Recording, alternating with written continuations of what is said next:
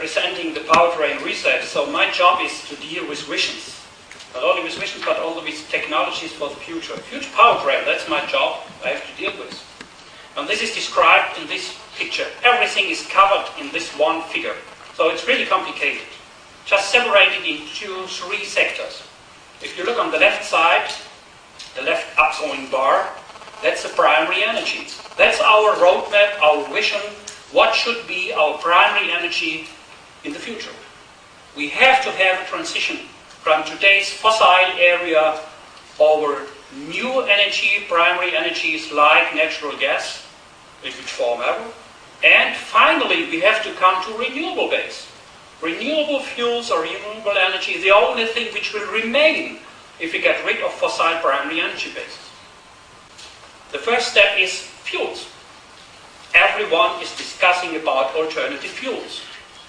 But I'm not very often hear about what should be the requirement for those fuels, what is the real goal if we introduce alternative fuels. We are discussing about biofuels, but no one is discussing about the quality of biofuels. Bio is not really good or clean by itself. It's only clean and sufficient and sustainable if it's done in the right way.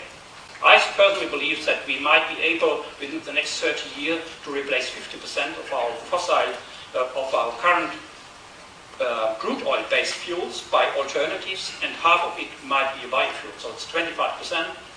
The other may be synthetic fuels made out of natural gas. The one is a cellulosic ethanol, because it's using straw as an input material, so it's waste material out of the food production. It's easy, it's high efficient, it has an over 90% carbon dioxide efficiency, and it's producing much more ethanol per hectare than currently out of sugar. So this is really fulfilling our sustainability criteria. And it can be blended or used as an additive in our gasoline engine, so it fits somewhat in our infrastructure. There is no need for a complete new infrastructure, which although would be benefit. And the second fuel, which I really like, is a synthetic fuel out of biomass. This also fulfills our requirements. It can use roughly each cellulosic material as input. It can use wood, it can use straw, it can use hay, it can use every kind of plant material coming out of any parts or what else. I have 2 graphs here on the left side. That's a standard diesel combustion. You see 2 injections. It's pilot injection, then the main injection, followed by the starting combustion. And what you actually can see is the so-called soot lining. As we have a not homogeneous charge, so the fuel and the air is not completely homogenized, you have some portions where soot occurs in the beginning of the combustion. Then the soot later on is burned, and during this oxidation process it's sending out red light.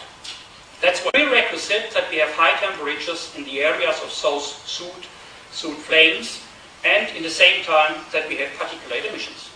Well, this is linked to NOx and particulate. If we look on the lower graphic, that's our new combustion process with this new fuel made out of biomass. It's carbon neutral, it has a CO2 efficiency of more than 90%, and as you can see here, there's absolutely no visible flame. It's a completely free pre-mixed flame and an auto-ignited flame. That's in combustion is some 8% more efficient than today's best or most efficient diesel technology, and it has 0 NOx and 0 particulates when it can be realized like this. So our job in the research now is to elongate this combustion to the whole area of speed and load. We are still somewhat limited, but we are already in the area we can realize 130, 140 kilometers per hour in this combustion process. And this is mostly fulfilling most of our customer demands. Though we can see there is a future of the combustion, there is a good future, and there is a clean and safe future for combustion engine.